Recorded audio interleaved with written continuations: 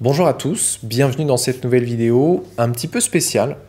Aujourd'hui, cette vidéo est particulièrement adressée aux femmes qui se demandent si le porno peut rendre infidèle ou si la consommation de porno de leur mari ou de leur conjoint peut avoir un lien avec ces comportements adultères. Okay. Alors, j'entends souvent dire par certaines femmes que ça ne les dérange pas que leur mari ou conjoint regarde du porno parce qu'elles se disent « bon bah au moins, il n'ira pas me tromper ».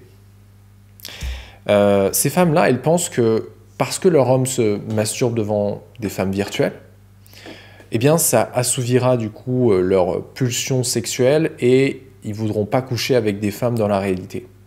D'accord? Donc, je vais partir de ce constat de départ parce qu'en fait, même si cette idée, elle peut paraître a priori logique au premier abord, voilà, on se dit au moins ses pulsions sont assouvies et puis il sera tranquille. Okay, bah, malheureusement, le porno, mesdames, ça peut provoquer l'effet totalement contraire en poussant justement à l'infidélité.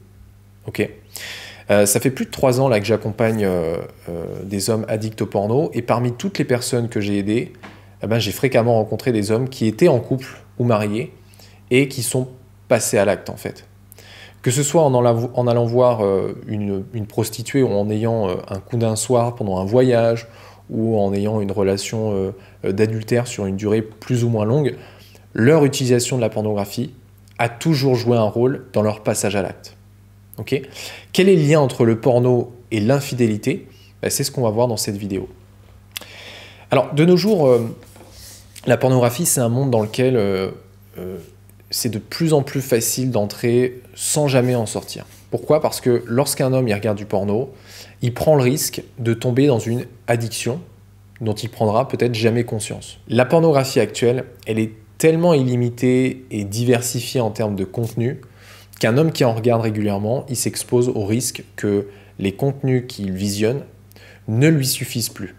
Okay, qui lui suffisent plus, c'est-à-dire qu'en fait, lorsqu'il atteint un stade, il voudra rechercher plus de stimulation sexuelle et ce qu'il va faire, c'est qu'il va s'orienter vers de nouvelles catégories pour retrouver des niveaux d'excitation intenses. Okay, ce que j'appelle une escalade pornographique, c'est-à-dire qu'à un moment donné, les contenus qu'il regarde, au départ, ne lui suffisent plus et puis il a besoin de regarder des choses peut-être plus violentes, plus déviantes, plus tabous. Okay, et le problème, c'est que cette escalade pornographique peut continuer jusqu'à un point où en fait, le porno ne suffise même plus. Et qu'il arrive à un stade où il ressente le besoin d'aller encore plus loin. Et comment? En passant à l'acte dans la réalité. En plus de ça, le porno, ça instaure des standards sexuels élevés. Le physique des actrices porno, ça ne reflète pas la réalité de la majorité des femmes. Okay, et en fait, à mesure que l'homme s'habitue à être excité face à ces physiques qui sont hors normes, ou de voir ces femmes réaliser des pratiques qu'une femme lambda ne voudrait pas faire, mais en fait, l'homme, à un moment donné, il peut se lasser. Il peut se lasser de sa partenaire qui ne lui apporte pas autant d'excitation. Okay, si vous voulez en savoir un petit peu plus sur ce mécanisme-là, je ne vais pas rentrer en détail parce que je l'ai déjà fait dans ma vidéo précédente sur l'impact du porno dans la vie sexuelle du couple. Regardez dans ma chaîne et vous la trouverez facilement. Donc, le porno, ça rend compliqué à un homme le fait d'être satisfait de sa partenaire sur le long terme. Et cette conséquence, elle peut donc engendrer une autre, qui est l'envie de retrouver des hauts niveaux de plaisir et d'excitation dans la réalité avec une nouvelle femme, que ce soit dans un rapport sexuel tarifé ou non. Okay, le porno, ça conditionne également les hommes à vivre un mode de vie polygame. Okay, pourquoi? Parce que, en fait, en étant régulièrement exposé à des multitudes de femmes dans la pornographie, le cerveau, même si ce n'est pas la réalité, en fait, il s'habitue à cet environnement que pour le coup, il croit réel. D'accord? Je rappelle que le cerveau ne fait pas la différence entre ce qu'il voit dans le porno et la réalité.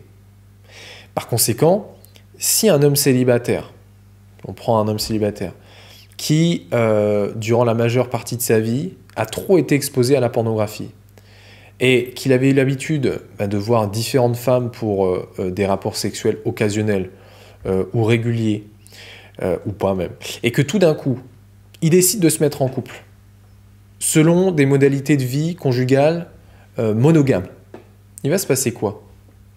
Eh bien, en fait, il va aller à l'opposé de ce vers quoi il a été conditionné, via la pornographie, et via ses expériences peut-être passées. Alors, au début d'une nouvelle relation, ça pose généralement pas de problème, parce que voilà, il y a de nombreuses hormones positives qui sont produites, c'est un peu la période papillon.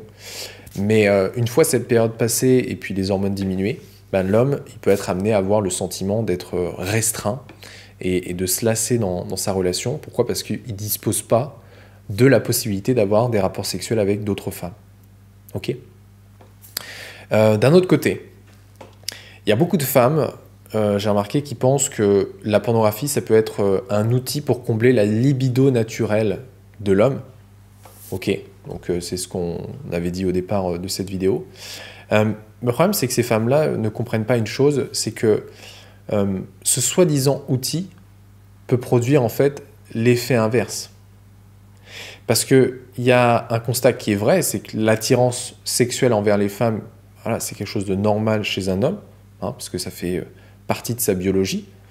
Lorsqu'un homme il voit une femme attirante, son cerveau il peut percevoir du coup une possibilité de se reproduire, il va sécréter des hormones pour le pousser à accomplir l'un de ses instincts primitifs, la reproduction. Ok, sur ça on est d'accord. En revanche, bien que ce mécanisme il soit inné et biologique chez les hommes, ça ne veut pas dire que l'homme est complètement esclave de ce fonctionnement et qu'il ne peut pas apprendre à vivre avec.